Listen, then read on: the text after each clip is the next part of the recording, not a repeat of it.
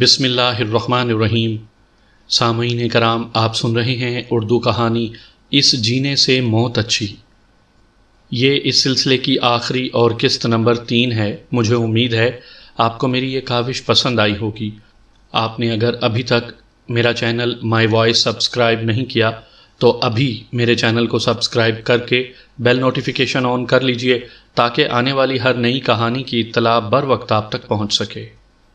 چاروں سنار دوڑے آئے۔ میں نے سونے کا یہ ٹاپس ان کے آگے رکھ دیا۔ یہ مجھے نیا نیا سا لگتا تھا۔ میں نے انہیں بتایا کہ یہ خود بھی دیکھیں اور دوسرے چھوٹے سناروں سے بھی پوچھیں کہ یہ کس نے بنوایا تھا۔ چاروں سناروں نے ٹاپس غور سے دیکھا اور چاروں نے کہا کہ یہ ان میں سے کسی نے نہیں بنایا۔ ان میں سے ایک نے پوچھا کہ یہ کیوں پوچھ رہا ہوں؟ میں نے انہیں پوری واردات سنا ڈالی۔ انہوں نے کہا کہ یہ ٹاپس صرف شہروں میں استعمال ہوتا ہے، دیہات میں یہ فیشن گیا ہی نہیں، اور گیا بھی تو کوئی اسے قبول نہیں کرے گا۔ انہوں نے وہی وجہ بتائی جو میں پہلے بتا چکا ہوں۔ میں نے اپنے آپ میں کچھ خفت سی محسوس کی۔ ایک ٹاپس سناروں کو دکھا کر پوچھنا کہ یہ کس نے بنوایا تھا ایسے ہی تھا جیسے بھوسے کے انبار میں سے سوئی تلاش کرنا۔ پھر بھی تفتیش کا انداز یہی ہوتا ہے کہ باریک سے باریک تفصیل کو بھی نظر انداز نہ کیا جائے۔ معلوم نہیں یہ میری چھٹی حس تھی کہ مجھے محسوس ہو رہا تھا کہ یہ ٹاپس مجھے مطلوبہ لڑکی تک پہنچا دے گا۔ میں ایک بار پھر کہتا ہوں کہ رام سروپ پر میرا شک ابھی قائم تھا اور اسے میں نے کچھ اور کھنگالنا تھا۔ سناروں کو میں نے یہ کہہ کر رخصت کر دیا کہ انہوں نے ٹاپس دیکھ لیا ہے، دوسرے سناروں سے بھی معلوم کر دیں۔ اس کے بعد 5-6 دن تفتیش چلتی رہی۔ کوئی قابل ذکر پیش رفت نہ ہوئی۔ اس کے لیے میں اپنی ان کوششوں کو یہاں بیان نہیں کروں گا، ورنہ اپنا اور آپ کا وقت ضائع کروں گا۔ مخبر رپورٹیں دیتے رہے جن میں کوئی نئی بات نہیں تھی جس کا سہارا لے کر میں آگے بڑھ سکتا۔ رام سروپ کو تھانے میں ہی رکھا، ابھی اسے حوالات میں بند نہیں کیا تھا۔ اس کا دماغ ٹھکانے آ گیا تھا اور اب اس نے اپنے آپ کو شہزادہ اور راجکمار سمجھنا چھوڑ دیا تھا۔ میں نے اسے بڑی اہمیت دیے رکھی، جیسے اس کے بغیر میں تفتیش نہیں کر سکوں گا۔ اس سے میں وقتاً فوقتاً کچھ نہ کچھ پوچھتا رہا۔ وہ بڑے خلوص سے بتاتا بھی رہا، لیکن سراغ والی بات کوئی بھی نہ ملی۔ قتل کے 3 یا 4 دن مقتول کا باپ تھانے آیا۔ اس کے ساتھ اسی کی عمر اور اسی کی حیثیت کے 2 آدمی تھے۔ وہ معلوم کرنے آیا تھا کہ قاتل کا سراغ ملا ہے یا نہیں۔ وہ غمزدہ باپ تھا۔ ایک ہی ایک اس کا بیٹا تھا جو قتل ہو گیا۔ اس کے دکھ کو میں سمجھتا تھا، اس لیے اس کے ساتھ تسلی آمیز اور حوصلہ افزا باتیں کرنا مناسب سمجھا۔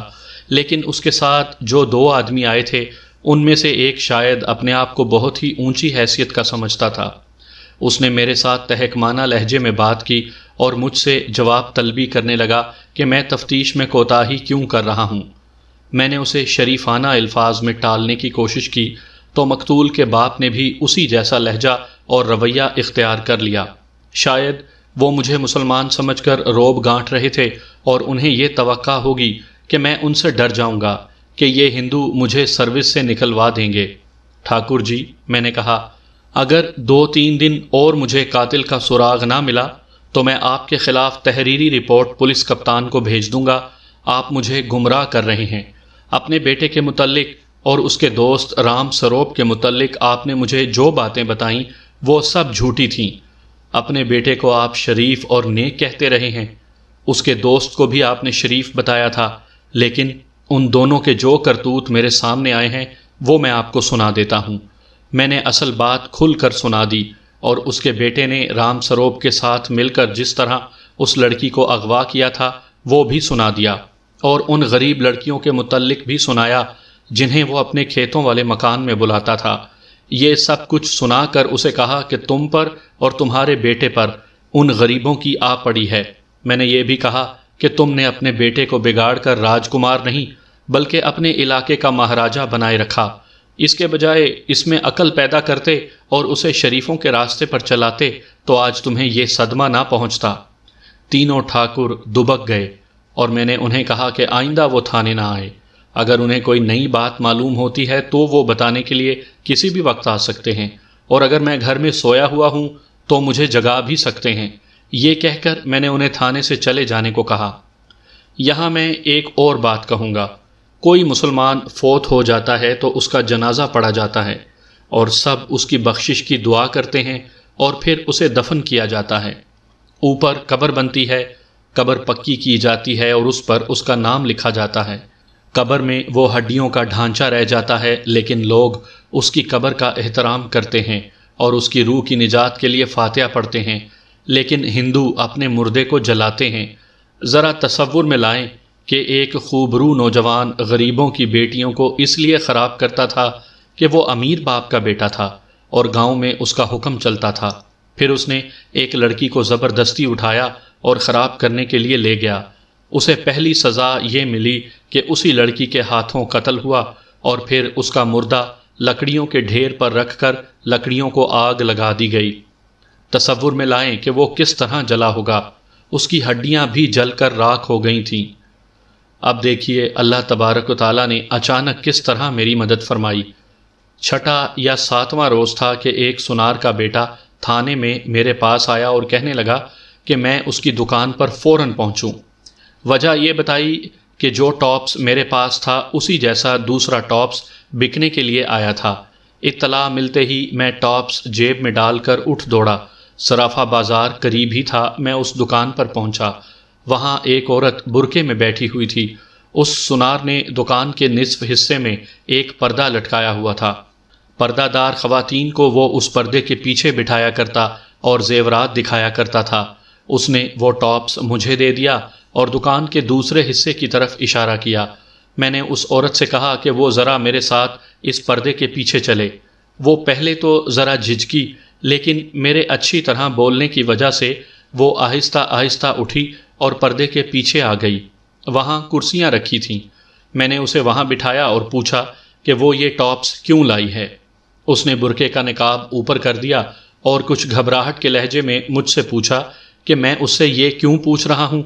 میں نے اسے بہت سی تسلیاں دیں اور کہا کہ وہ ذرا سا بھی ڈرے اور گھبرائے نہیں، میں کسی خاص مقصد کے تحت پوچھ رہا ہوں اور اس پر کوئی حرف نہیں آئے گا۔ اس نے ذرا جھینپتے ہوئے جو بات بتائی وہ مختصراً یوں ہے کہ یہ اس کی بیٹی کا ایک ٹاپس ہے، دوسرا کہیں گم ہو گیا ہے۔ میں ایسا دوسرا ٹاپس نہیں بنوانا چاہتی کیونکہ اتنے پیسے نہیں، بہتر یہ سمجھا کہ یہ ٹاپس بیچ دوں اور بیٹی کو ہلکے پھلکے رنگ بنوا دوں گی۔ میں نے دوسرا ٹاپس اپنی جیب سے نکالا اور اسے دکھا کر کہا کہ اس کا گمشدہ ٹاپس یہ میرے پاس ہے۔ میں نے دونوں ٹاپس ہاتھ میں اکٹھے رکھ کر دیکھے تو وہ بالکل ایک جیسے تھے، بال برابر بھی فرق نہیں تھا۔ رام سروپ نے اپنے بیان میں کہا تھا کہ اس لڑکی نے انہیں یعنی رام سروپ اور مقتول کو روتے ہوئے بتایا تھا کہ اس کی ماں سوتیلی ہے جس نے اس کی زندگی جہنم بنائے رکھی ہے، اور اسے اس آدمی سے پیار ملا تو اس کے ساتھ گھر سے چل نکلی۔ مجھے یہ بیان یاد آ گیا۔ ایک بات بتاؤ بہن، میں نے پوچھا، کیا تم اس بیٹی کی سوتیلی ماں نہیں؟ اس عورت نے یوں بدک کر میرے منہ کی طرف دیکھا جیسے میں نے اسے اچانک سوئی چبو دی ہو۔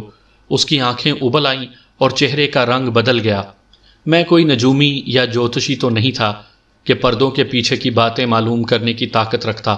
یہ عقل کی بات تھی کہ میں نے اس وقت تک جو تفتیش کی تھی اس کی باریک سے باریک تفصیل اور ایک ایک لفظ جس کسی نے بھی کہا تھا میرے ذہن میں محفوظ تھا۔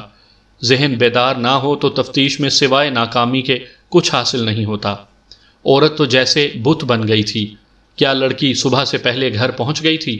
میں نے اس کی طرف ذرا جھک کر ذرا دبی سی آواز میں پوچھا۔ اب تو اس عورت کے چہرے سے یوں معلوم ہونے لگا جیسے ابھی بے ہوش ہو جائے گی۔ اگر میری یہ دونوں باتیں جو اس سے پوچھی تھیں بے بنیاد ہوتیں تو وہ حیرت سے مجھے دیکھتی اور پھر پوچھتی کہ میں نے کیا جھک جھک لگا رکھی ہے۔ اس کی خاموشی اور پھر اس پر جو کیفیت طاری ہو گئی تھی اس سے پتہ چلتا تھا، بلکہ یقین ہو گیا تھا کہ وہ لڑکی اسی عورت کی سوتیلی بیٹی ہے۔ آخر اس کے ہونٹوں کو جنبش ہوئی لیکن کوئی لفظ منہ سے نہ نکلا، اور اس نے ایک بار پھر بولنے کی کوشش کی۔ آپ کو کس طرح پتہ چلا ہے؟ اس نے بڑی مشکل سے یہ الفاظ اپنی زبان سے نکالے۔ میں ایک بار پھر کہتا ہوں، ڈرے نہیں، میں نے شفقت کے لہجے میں کہا۔ میں جو پوچھوں وہ ٹھیک ٹھیک بتا دیں۔ بہتر یہ ہے کہ میں آپ کے خاوند کو بلوا لوں تاکہ آپ کا ڈر ختم ہو جائے۔ وہ تو کچھ سوچنے اور کسی فیصلے پر پہنچنے کے قابل ہی نہیں رہی تھی۔ خاوند کو بلانے کے متعلق وہ دوغلی سی بات کرتی تھی۔ میں نے اپنے طور پر سوچا کہ میں وردی میں ہوں اور اس عورت کے ساتھ اس کے گھر گیا تو سارے محلے میں اس کی بے عزتی ہوگی۔ آپ جانتے ہیں کہ پولیس کسی کے گھر کسی اچھے کام کے لیے بھی جائے تو لوگ اپنی اپنی کہانیاں گھڑ لیتے ہیں۔ پولیس کا کسی کے گھر جانا معیوب سمجھا جاتا ہے۔ میں نے یہ طریقہ اختیار کیا کہ اس عورت سے کہا کہ وہ سونار کے نوکر کو اپنا گھر سمجھا دے اور یہ اس کے خاوند کو یہاں لے آئے۔ میں ابھی اس عورت کو تھانے بھی نہیں لے جانا چاہتا تھا۔ لے جاتا تو مجھے کوئی روک نہیں سکتا تھا۔ میں اس عورت کی عزت کی سوچتا تھا۔ یہ میری شرافت تھی، اور ایک وجہ یہ بھی تھی کہ وہ ہندوؤں کی اکثریت کا علاقہ تھا اور مجھے اچھا نہیں لگتا تھا کہ ایک مسلمان خاتون کو رسوا کروں۔ عورت نے سونار کے نوکر کو اپنا گھر سمجھایا اور یہ بھی کہا کہ اس کا خاوند اس وقت گھر میں ہوگا۔ نوکر نے گھر سمجھ لیا اور میرے کہنے پر دوڑتا گیا۔ اس کے خاوند کے آنے تک میں اس عورت کے ساتھ باتیں کرتا رہا، اور کچھ اس نے باتیں کی جن سے یقین ہو گیا کہ وہ لڑکی اس کی سوتیلی بیٹی تھی، لیکن میں نے واردات کی کوئی بات نہ کی۔ اس عورت کا دراصل مطلب یہ تھا کہ میں اس کی سوتیلی بیٹی کے خلاف کوئی کارروائی نہ کروں اور اس قصے کو یہیں گول کر دوں۔ میں گول مول سی باتیں کرتا رہا اور اسے تسلی دلاسا بھی دیتا رہا۔ اتنے میں اس کا خاوند آ گیا۔ پڑھا لکھا معزز آدمی تھا۔ محترم، میں نے بڑے اچھے لہجے میں کہا، میں آپ کی بیگم کو تھانے لے جا سکتا تھا، لیکن آپ کی پوزیشن اور عزت کا خیال کر کے آپ کو یہاں بلایا ہے۔ میں مسلمان ہو کر کسی مسلمان کی رسوائی برداشت نہیں کر سکتا۔ اس ٹاپس نے راز فاش کر دیا ہے۔ میں آپ پر پردہ ڈالنے کی پوری کوشش کروں گا، بشرط یہ کہ آپ ساری بات بالکل صحیح مجھے بتا دیں۔ صحیح بات مجھے یہ ٹاپس دیکھنے سے پہلے ہی معلوم ہو گئی تھی۔ آپ کی بیٹی گھر سے لاپتہ ہو گئی تھی اور اسی رات واپس آ گئی تھی۔ اس کے علاوہ بھی مجھے بہت سی باتیں معلوم ہیں۔ بہتر یہ ہے کہ آپ اپنی بیٹی کو ساتھ لے کر میرے پاس تھانے آ جائیں اور ذرا سی بھی گھبراہٹ اور بے عزتی محسوس نہ کریں۔ میں آپ پر پورا اعتماد کروں گا۔ اگر آپ نے میرے اعتماد کو ٹھیس پہنچائی تو پھر میرا رویہ تھانے داروں والا ہوگا اور آپ کے گھر پر باقاعدہ پولیس کا چھاپا مارا جائے گا۔ میں انہیں تھانے بلانے کا جو طریقہ اختیار کر رہا تھا یہ پولیس کے قاعدے اور ضابطے کے خلاف تھا۔ مجھے اس شخص اور اس کی بیٹی اور بیوی کو اسی وقت پکڑ لینا چاہیے تھا اور تھانے لے جانا چاہیے تھا، لیکن میں پھر کہوں گا کہ ان کی عزت کا خیال آتا تھا۔ اس معزز آدمی نے میری عزت رکھ لی۔ میں انہیں سونار کی دکان سے رخصت کر کے تھانے آ گیا اور کچھ ہی دیر بعد وہ اپنی بیٹی کو ساتھ لے کر تھانے آن پہنچا۔ میں نے اس کی بیٹی کو غور سے دیکھا۔ پہلی چیز یہ نوٹ کی کہ وہ واقعی بہت خوبصورت لڑکی تھی اور اس کے جسم کے تناسب میں ایک خاص کشش تھی۔ میں نے اس کا چہرہ پڑھنے کی کوشش کی۔ میں الفاظ میں بیان نہیں کر سکتا کہ میری ریڈنگ کیا تھی۔ مختصراً یہ کہوں گا کہ یہ عام گھریلو لڑکیوں سے خاصی مختلف تھی اور اس کا چہرہ کچھ اور ہی غمازی کرتا تھا۔ اب میں ان مکالموں کو الگ رکھتا ہوں جو ان کے ساتھ میں نے بولے۔ میں سیدھی کہانی سنا دیتا ہوں۔ باپ کو میں نے باہر بٹھا دیا اور لڑکی کو اپنے سامنے بٹھا کر اسے تسلیاں دیں، حوصلہ دیا اور ذہن نشین کروایا کہ وہ مجھے تھانے دار نہ سمجھے، اپنا بڑا بھائی سمجھ کر مجھ سے بات کرے وغیرہ وغیرہ۔ مجھے اب کسی کا ڈر نہیں۔ لڑکی نے ایسے لہجے میں بات کی کہ مجھے حیران کر دیا۔ اس نے کہا، مجھے ذرا سی بھی گھبراہٹ نہیں۔ اپنی عزت بچانے کے لیے میں نے ایک ہندو کو قتل کیا ہے۔ آپ سے صرف یہ درخواست کرتی ہوں کہ جتنی جلدی ہو سکے مجھے پھانسی دے دیں۔ اس لیے نہیں کہ میں نے ایک آدمی کو قتل کیا ہے، بلکہ اس لیے کہ میں اس زندگی سے تنگ آ چکی ہوں۔ مجھے پھانسی نہیں دی جائے گی تو میں اپنی جان خود لے لوں گی۔ اس جینے سے تو موت اچھی ہے۔ مجھے توقع تھی کہ یہ نوجوان لڑکی ابھی رو پڑے گی، لیکن اس کی آنکھیں خشک تھیں اور وہ بڑے ہی تحمل اور پورے اعتماد کے ساتھ بات کر رہی تھی۔ میں نے اسے کہا کہ وہ جو دل میں آتا ہے مجھے سنا دے، پھر میں دیکھوں گا کہ اس کے لیے کیا کر سکتا ہوں اور اس کے لیے کیا بہتر ہے۔ میں نے یہ بھی کہا کہ اگر اس نے کسی کو قتل کیا بھی ہے تو ضروری تو نہیں کہ اسے سزا ملے گی۔ اس نے جب میری اس بات کے جواب میں بات کی تو میں نے نوٹ کیا کہ یہ لڑکی ذہنی طور پر نارمل نہیں ہے۔ بہرحال وہ میری بات سمجھ گئی کہ میں اس کی ساری زندگی کی کہانی سننا چاہتا ہوں۔ وہ بھی شاید اپنے دل کا غبار نکالنا چاہتی تھی۔ میں نے اسے یہ بھی کہا کہ وہ بولنا شروع کر دے، پھر یہ نہ دیکھے کہ کتنا وقت گزر گیا ہے۔ میں سنوں گا اور پوری توجہ سے سنوں گا۔ اس لڑکی کا نام نسرین تھا۔ اس نے اپنی جو کہانی سنائی اور جو اقبال جرم کیا، اس کا اختصار یوں ہے کہ اس کی عمر 8 سال کے لگ بھگ تھی جب اس کی ماں فوت ہو گئی۔ اس کا ایک بھائی تھا جس کی عمر ابھی 3 سال پوری نہیں ہوئی تھی۔ نسرین نے تفصیل سے بتایا کہ اس کی جذباتی حالت کیا ہوئی۔ یہ تو ہم اور آپ تصور میں لا ہی سکتے ہیں۔ نسرین دن رات روتی تھی، لیکن اصل رونا تو چھوٹے بھائی کا تھا جو ابھی سمجھتا ہی نہیں تھا کہ موت کیا چیز ہے۔ باپ نے دونوں کو پیار اور محبت سے سنبھالنے کی کوشش کی، لیکن بچہ ماں کو ڈھونڈتا اور پکارتا تھا۔ نسرین نے اپنی زندگی بچے کے لیے وقف کر دی، ہر وقت اسے اپنے ساتھ چپکائے رکھتی اور رات کو اپنے ساتھ سلاتی اور پوری کوشش کرتی کہ اسے ہنستا کھیلتا رکھے، لیکن یہ ممکن نہیں تھا۔ بچہ روتا تھا تو وہ اسے بہلاتی تھی، اور ہر روز یوں ہوتا کہ وہ خود بھی رونے لگتی تھی۔ نسرین کی بچپن کی شوخیاں ختم ہو گئی تھیں اور وہ کھیل کود بھول گئی تھی۔ باپ نے 1 سال بھی نہ گزرنے دیا اور دوسری شادی کر لی۔ سوتیلی ماں نے نسرین اور اس کے چھوٹے بھائی کو دلی طور پر قبول نہ کیا۔ رسمی طور پر انہیں کھانے پینے کو دیتے تھی، اور جب بچہ روتا تو اسے بہلانے کے بجائے ڈانٹ ڈپٹ کرتی اور کبھی 1-2 تھپڑ بھی جڑ دیا کرتی۔ آخر نسرین نے سوتیلی ماں کو کہہ دیا کہ وہ بچے کو مارا نہ کرے۔ سوتیلی ماں نے ویسا ہی ایک تھپڑ نسرین کے منہ پر مار دیا۔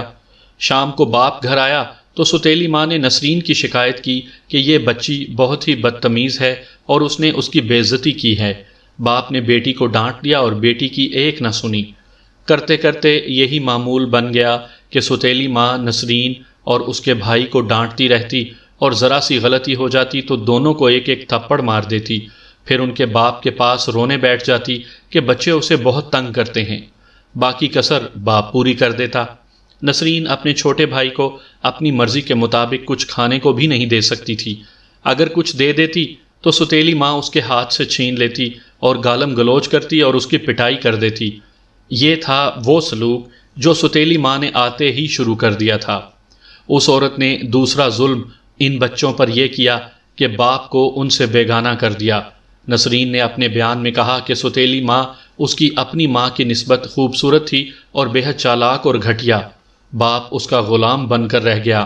سوتیلی ماں نے پہلا بچہ پیدا کیا، اب تو نسرین کی حیثیت ایک نوکرانی کی سی ہو گئی۔ سوتیلی ماں نے حکم دیا کہ بچے کو وہی کپڑے بدلوایا کرے اور اس کا پیشاب پاخانہ بھی صاف کیا کرے۔ نسرین کو اسی عمر میں یہ گندے کام بھی کرنے پڑے، لیکن وہ دلی توجہ اپنے بھائی کی طرف رکھتی تھی اور یہ سوتیلی ماں کو برا لگتا تھا۔ جب سوتیلی ماں کا بچہ پیدا ہوا تھا اس وقت نسرین کی عمر 11 سال ہوئی تھی اور اس کا چھوٹا بھائی تقریباً 6 سال کا ہو گیا تھا۔ ایک روز نسرین کے چھوٹے بھائی کو بخار ہو گیا۔ سوتیلی ماں نے اس کے باپ کو بتایا۔ نسرین نے 2 روز بعد باپ کو بتایا کہ منّے کو بخار ہے اور اس کا جسم جل رہا ہے۔ باپ نے بے دلی سے دیکھا اور دوائی لے آیا۔ ایک روز بخار کے دوران نسرین بھائی کو وقت پر دوائی دینے لگی تو سوتیلی ماں نے اسے کہا کہ پہلے اس کے بچے کو سنبھالے۔ نسرین نے کہا کہ پہلے وہ اپنے بھائی کو دوائی دے گی۔ سوتیلی ماں نے اس کے ہاتھ سے دوائی چھیننے کی کوشش کی اور شیشی فرش پر گر کر ٹوٹ گئی۔ سوتیلی ماں نے اس کی پٹائی کر دی کہ اس نے اتنی مہنگی دوا ضائع کر دی ہے۔ شام کو اس کے باپ سے الگ پٹائی کروائی۔ 2 دنوں بعد بچے کا بخار اتنا تیز ہو گیا کہ وہ غشی میں چلا گیا، اور جب باپ گھر آیا تو اس نے دیکھا کہ بچہ مر چکا ہے۔ سوتیلی ماں نے نسرین پر الزام دھرا کہ یہ اس کی بے توجہی سے مرا ہے۔ ماں کے صدمے کو تو نسرین نے اپنے اندر جذب کر لیا تھا، لیکن بھائی کی موت نے اسے پاگل کر ڈالا۔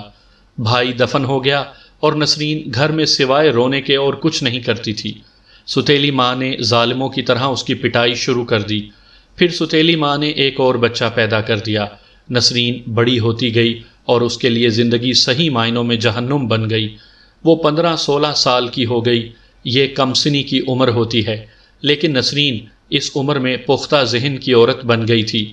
نسرین نے بتایا کہ سوتیلی ماں نے اس کی ماں کا زیور ہضم کرنے کا یہ طریقہ اختیار کیا کہ وہ پرانے ٹائپ کا زیور تھا، اسے سونار کے پاس لے گئی اور اپنی پسند کے ڈیزائن کا زیور تیار کروایا، اور نسرین کو خوش کرنے کے لیے اسے یہ کہا کہ یہ تمہارے لیے بنوایا ہے۔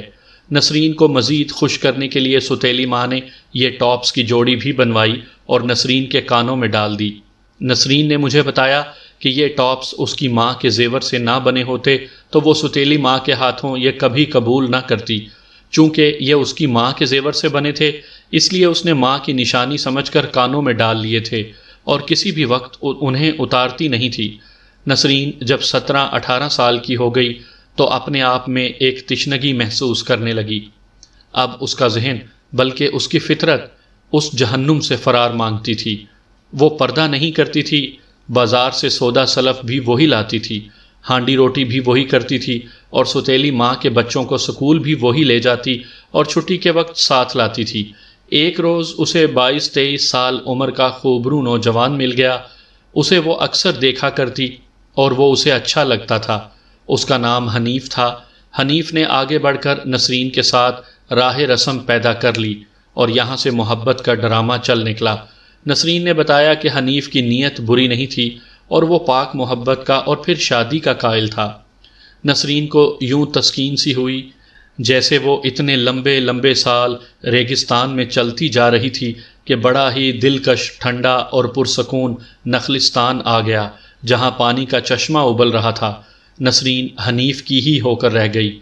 حنیف سے ملنے میں اسے کوئی دشواری نہیں تھی، وہ باہر جاتی تھی اور کہیں بھی ان کی ملاقات ہو جاتی تھی۔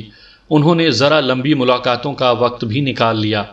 نسرین نے بلا جھجک اور بلا شرم اپنے جذبات کا اظہار میرے آگے یوں کیا کہ حنیف کی محبت میں اسے ماں کی محبت بھی مل جاتی تھی اور چھوٹے بھائی کی بھی، اور پھر حنیف کی والہانہ محبت کا تو نشہ ہی کچھ اور تھا۔ نسرین نے حنیف سے کہا کہ وہ اپنے ماں باپ سے کہے کہ وہ اس کے باپ سے رشتہ مانگ لیں۔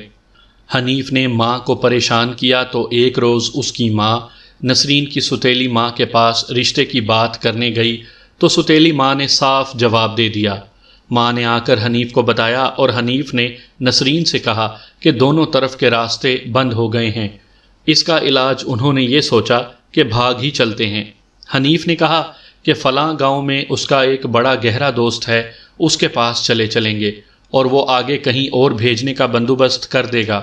یہاں میں ایک بات کہوں گا، ان کا یوں بھاگ جانا ایک احمقانہ فعل تھا۔ دونوں جذباتی ہو کر فیصلہ کر رہے تھے اور خطروں کو اور دشواریوں کو سوچا تک نہیں۔ نسرین کی عمر 20 سال سے اوپر ہو گئی تھی۔ یہ ذہن میں رکھیں کہ میں نسرین کا بیان بہت ہی مختصر کر کے پیش کر رہا ہوں۔ آپ خود تصور میں لائیں کہ اس لڑکی کی زندگی جس طرح گزری اس سے اس کی ذہنی اور جذباتی حالت کیا ہو گئی ہوگی۔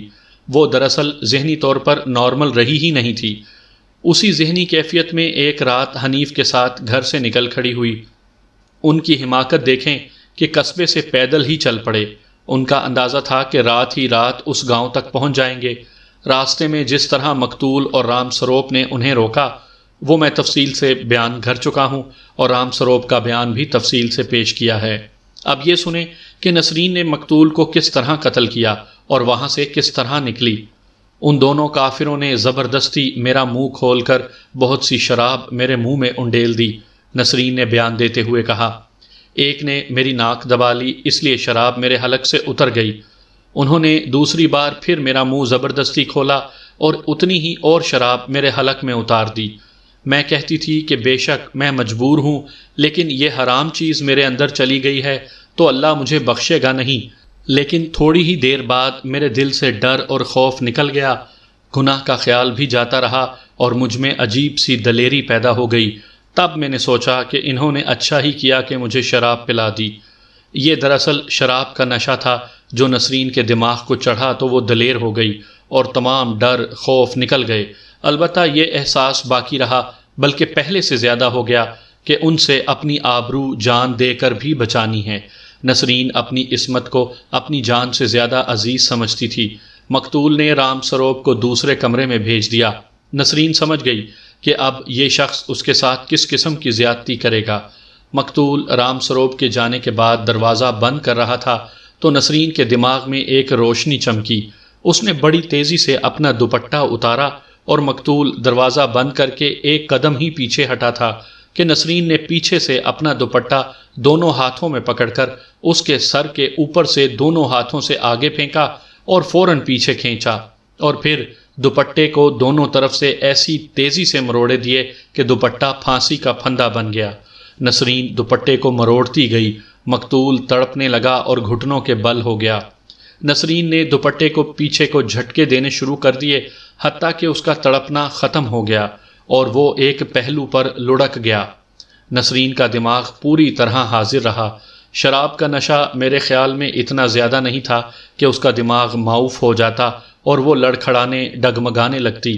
اس نے دوپٹہ وہیں چھوڑا اور یہ دیکھ لیا کہ جس دروازے سے اسے اندر لایا گیا اس طرف دروازے سے باہر کو بھاگی تو آگے مقتول کا دوست دیکھ لے گا، اور وہ باہر والے دروازے سے بھی نکل گئی تو باہر رکھوالی والا کتا تھا۔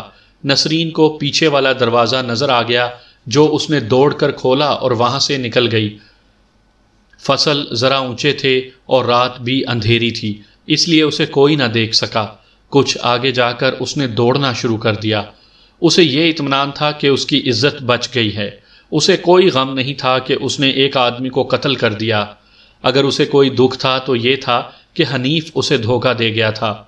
اس کے دل میں حنیف کے خلاف نفرت کا طوفان اٹھا۔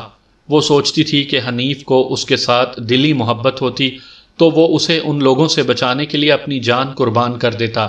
حنیف تو گیدڑوں کی طرح سر جھکا کر اور دم دبا کر وہاں سے کھسک گیا تھا۔ نسرین پگ ڈنڈی پر نہیں جا رہی تھی بلکہ کھیتوں اور ویرانوں میں سے گزرتی جا رہی تھی۔ اس کے دل میں کوئی خوف نہیں تھا۔ ایک آدمی کو قتل کر کے وہ بہت ہی دلیر ہو گئی تھی۔ اس نے اپنے اس وقت کے جذبات کا اظہار ان الفاظ میں کیا کہ وہ تو بلا وجہ سب سے ڈرتی رہتی تھی، آدمی کو مار ڈالنا تو کوئی کام ہی نہیں۔ نسرین نے دوڑنا چھوڑ دیا اور تیز قدم اٹھاتی چلتی گئی اور قصبے میں جا پہنچی اور پھر اپنے گھر کے دروازے پر دستک دی۔ دروازہ اس کے باپ نے کھولا۔ وہ صبح کاذب کا وقت تھا۔ باپ نے اسے دیکھا تو وہ پھٹ پڑا اور اسے بازو سے پکڑ کر گھسیٹتا ہوا اندر لے گیا۔ اس کی ستیلی ماں بھی جاگی ہوئی تھی، اس نے بھی واہی تباہی بکی۔ باپ نے نسرین کو مارنے پیٹنے کے لیے ہاتھ اٹھایا اور بیوی سے کہا کہ مجھے ڈنڈا لا دو۔ خبردار، نسرین نے مکمل بیداری اور دلیری سے کہا، میں نے تم دونوں سے بڑی مار کھائی ہے اور اس مار سے بھاگ گئی تھی، لیکن اب مجھ پر ہاتھ اٹھانے سے پہلے میری پوری بات سن لو، ورنہ تم دونوں کو اس شہر میں ذلیل کر دوں گی۔ لڑکی کا یہ رویہ اور یہ انداز دیکھ کر باپ تو سن ہو کر رہ گیا اور ستیلی ماں چپ چاپ اسے دیکھتی رہی۔ نسرین نے باپ کو بتانا شروع کر دیا کہ اس گھر میں اس کے ساتھ اس عورت نے کیا کیا سلوک کیے ہیں، کیا کیا جھوٹ بولے ہیں اور کس طرح باپ کو اس کا دشمن بنایا ہے۔ اس نے باپ کو صاف الفاظ میں کہا کہ میں آپ کو اپنا باپ کہہ نہیں سکتی۔ کیا باپ ایسے ہوتے ہیں کہ ایک عورت کی جھوٹی اور مکارانہ باتوں میں آ کر اپنی اولاد کے دشمن بن جائیں؟ نسرین ایسے انداز سے اپنی رام کہانی سنا رہی تھی کہ اس کا باپ چپ چاپ چارپائی پر بیٹھ گیا اور اس نے اپنی بیوی کو غصے سے گھورنا شروع کر دیا۔ نسرین روئی نہیں۔ اس نے باپ کو بتایا کہ اس کا بھائی کس طرح ترس ترس کر اور تڑپ تڑپ کر مرا تھا اور اسے مارنے والی یہ ستیلی ماں ہے۔ مختصر یہ کہ نسرین نے اپنی مصیبتوں کا نقشہ ایسے پر اثر انداز سے پیش کیا کہ باپ پوری طرح متاثر ہو گیا۔ نسرین نے صاف بتایا کہ اس کی محبت ایک نوجوان کے ساتھ ہو گئی تھی۔ اس نے حنیف کا نام نہ لیا اور باپ نے پوچھا بھی نہیں۔ اس نے کہا کہ وہ پیار کی کتنی پیاسی تھی اور اسی پیار کے پیچھے وہ گھر سے نکلی۔ پھر اس نے بتایا کہ راستے میں وہ کس طرح اغوا ہوئی اور اسے کہاں لے جایا گیا، اور جب اس نے بتایا کہ وہ ایک آدمی کو قتل کر آئی ہے تو باپ کو سخت دھچکا لگا اور اس نے اٹھ کر بے ساختگی سے نسرین کو گلے لگا لیا۔ اس کے دل میں بیٹی کی محبت بیدار ہو گئی اور اس کے ساتھ ہی اس نے اپنی بیوی کو ایسا برا بھلا کہنا شروع کر دیا کہ ننگی گالیاں تک دے ڈالیں۔ باپ نے جب سنا کہ بیٹی ایک آدمی کو قتل کر آئی ہے تو اس نے نسرین سے پوچھنا شروع کر دیا کہ کسی نے دیکھا تو نہیں، کوئی تمہیں پہچان تو نہیں دے گا، اور ایسی ہی چھوٹی چھوٹی باتیں پوچھ کر یقین کرنے لگا کہ نسرین گرفتار نہ ہو جائے۔ بہرحال باپ نے بیٹی کو پناہ میں لے لیا۔ ستیلی ماں دبک کر رہ گئی۔ کچھ دیر بعد نسرین نے اپنے ایک کان کو ہاتھ لگایا تو دیکھا کہ ایک ٹاپس کہیں گر پڑا تھا۔ اس نے مجھے بتایا کہ جب وہ کافر اس کا منہ زبردستی کھول رہے تھے تو ان میں سے کسی کا ہاتھ کان پر پڑا تو ٹاپس کان سے نکل کر فرش پر جا پڑا ہوگا۔ مقتول گرا اور نسرین نے دوپٹہ چھوڑ دیا تو ٹاپس دوپٹے کے نیچے آ گیا۔ وہاں نسرین کو اتنی ہوش تھی ہی نہیں کہ وہ اپنا جائزہ لیتی کہ اس کی کوئی چیز یہاں رہ تو نہیں گئی۔ نسرین کے بیان کی موٹی موٹی اور نہایت اہم باتیں میں نے سنا دی ہیں۔ میں خود اس لڑکی سے اتنا متاثر ہوا کہ میرے دل میں اس کی ہمدردی پیدا ہو گئی۔ دماغ پر بہت زور دیا کہ اس لڑکی کو کسی طرح اس واردات میں سے نکال دوں، لیکن ایسا ممکن نظر نہیں آتا تھا۔ وہ انگریزوں کا دور حکومت تھا اور انگریز قتل اور ڈکیتی کی واردات کی تفتیش پر ذاتی طور پر نظر رکھتے تھے۔ میں نے بہت سوچا، لیکن ایسی کوئی صورت نظر نہ آئی کہ اس لڑکی کو پردے میں ہی رہنے دوں۔ میرے پاس ایک ہی ذریعہ تھا کہ مقدمہ ایسا تیار کروں کہ لڑکی اگر سیشن کورٹ سے سزا پا بھی لے تو ہائی کورٹ میں اپیل کر کے بری ہو جائے۔ میں نے حنیف کو بھی تھانے بلوا لیا۔ میں نے ثابت یہ کرنا تھا کہ اس لڑکی کو زبردستی اغوا کیا گیا اور زبردستی اس کی آبرو ریزی کرنے کی کوشش کی گئی، اور لڑکی نے اپنی آبرو بچانے کے لیے ایک آدمی کو قتل کیا۔ یہ پولیس کی کارروائیاں ہوتی ہیں کہ مقدمہ کس طرح تیار کیا جاتا ہے، اور شہادت اور ثبوت کس طرح فراہم کیے جاتے ہیں اور کس طرح خانہ پوری کی جاتی ہے۔ یہ لمبا چوڑا اور بڑا ہی خشک معاملہ سنا کر میں آپ کو بور نہیں کروں گا۔ میں نے رام سروپ کو حوالات میں بند کر دیا اور الزام ایک یہ لگایا کہ اس نے لڑکی کو زبردستی اغوا کیا اور اس کی عصمت دری کی کوشش کی، یعنی مجرمانہ حملہ کیا۔ حنیف پر مجھے بہت غصہ تھا، لیکن اس سے میں نے اپنی مرضی کے بیان دلوانے تھے جو اس نے دے دیے تھے۔ رام سروپ کو میں نے ایسی خوبصورتی سے الو بنائے رکھا کہ اس نے بھی اقبالی بیان دے دیا۔ مقتول کے مزارہ کو ڈرا دھمکا کر اپنے مطلب کے بیان دلوائے اور کچھ شہادت اپنی طرف سے شامل کی، اور دن رات دماغ سوزی کر کے مقدمہ تیار کر لیا۔ میں نے عدالت میں ٹاپس بھی پیش کیے تھے۔ یہ بھی سن لیں کہ وہ ٹاپس کس طرح مجھ تک پہنچا جو نسرین کے ایک کان میں رہ گیا تھا۔ نسرین کا باپ وہ ٹاپس کسی کو دکھانا ہی نہیں چاہتا تھا۔ اس نے اپنے بیان میں مجھے بتایا کہ اس کی یہ بیوی بے حد گھٹیا اور لالچی عورت ہے۔ وہ نسرین کو بتائے بغیر ایک ٹاپس جو رہ گیا تھا بیچنے کے لیے سونار کے پاس جا پہنچی۔ وہ اس ٹاپس کی قیمت خود ہضم کرنا چاہتی تھی۔ اسے تو ایک پیسہ نہ ملا، میرا کام ہو گیا۔ میں نے نسرین کے باپ سے کہا تھا کہ وہ اب اپنی اس بیوی کو گھٹیا اور لالچی کہہ رہا ہے۔ اگر روز اول سے ہی وہ اس بیوی پر نظر رکھتا اور اس کی باتوں پر کان نہ دھرتا تو آج اس کی جوان بیٹی اس طرح تھانے کچہری نہ چڑھتی۔ مجھے معلوم تھا کہ لوگ اپنی اپنی دل پسند کہانیاں گھڑیں گے۔ اس دور میں عدالتوں میں صحیح معنوں میں انصاف ملتا تھا۔ نسرین کی خوش نصیبی کہ سیشن جج ایک انگریز تھا جو اردو نہایت اچھی طرح جانتا تھا۔ اس نے 2 3 دنوں کی تاریخیں دے کر یہ کیس بڑی جلدی ختم کر دیا۔ میں نے نسرین کے وکیل کو چوری چھپے کچھ ہدایات دی تھیں۔ بہرحال قانونی منہ شگافیوں کو الگ رکھیں۔ ہوا یہ کہ سیشن جج نے نسرین کو صرف 3 سال سزائے قید دی اور رام سروپ کو 2 دفعات میں مجموعی طور پر 7 سال سزائے قید بامشقت دی۔ اپیل میں اس کی سزا بحال رہی تھی۔ اس انگریز سیشن جج نے اپنے فیصلے میں لکھا تھا کہ یہ ثابت ہو گیا ہے کہ لڑکی کو زبردستی اغوا کیا گیا اور زبردستی آبرو ریزی کی کوشش کی گئی، اور اس سے پہلے زبردستی اسے شراب پلائی گئی جو مسلمانوں کے لیے حرام ہے۔ اپنی عصمت کو بچانے کے لیے لڑکی نے وہی اقدام کیا جو اسے کرنا چاہیے تھا۔ اس نے آتشی اسلحہ یا تیز دھار آلہ استعمال نہیں کیا، بلکہ اس کے پاس دوپٹہ تھا، اس نے وہی استعمال کیا اور اپنی حفاظت میں یعنی سیلف ڈیفنس میں ملزم کو جان سے مار ڈالا۔ سیلف ڈیفنس کے متعلق بھی سیشن جج نے بڑی ہی دانش مندانہ بات لکھی۔ اس نے لکھا کہ یہ سیلف ڈیفنس اپنی جان کے متعلق ہوتا ہے، لیکن عورت کے لیے جان کے علاوہ عزت بچانا بھی ایک فرض ہوتا ہے، اور یہ فرض اس لڑکی نے اچھی طرح ادا کیا اور 2 ہٹے کٹے آدمیوں سے اپنی عزت بھی بچائی اور جان بھی۔ سیشن جج نے یہ بھی لکھا کہ لڑکی کا ایک ایسے آدمی کے ساتھ گھر سے بھاگنا جسے وہ چاہتی تھی قانون کی نظر میں جرم نہیں۔ اس نے یہ بھی لکھا کہ قانون میں ذرا سی بھی گنجائش ہوتی تو میں اس لڑکی کو بالکل بری کر دیتا، لیکن قانون کے تقاضے پورے کرنا ایسی مجبوری ہے کہ میں ملزمہ کو 3 سال سزا دے رہا ہوں۔ نسرین کے باپ نے ہائی کورٹ میں اپیل دائر کی تو ہائی کورٹ نے سزا میں 1 سال کی تخفیف کر کے 2 سال کر دی، لیکن نسرین جیل سے زندہ نہ آ سکی۔ اس کی سزا کے ابھی 6 مہینے ہی پورے ہوئے تھے کہ مجھے خبر ملی کہ نسرین نے جیل میں خودکشی کر لی ہے۔ جیل میں ایک روز اس کے ہاتھ میں ایک چھری آ گئی تھی۔ اس نے اس چھری سے اپنی شہ رگ کاٹ ڈالی۔